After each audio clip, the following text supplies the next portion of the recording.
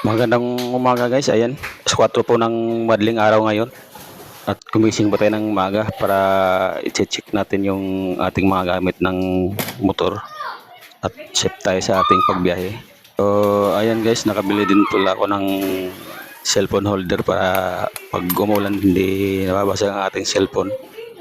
Kailangan guys, lagi po tayong handa.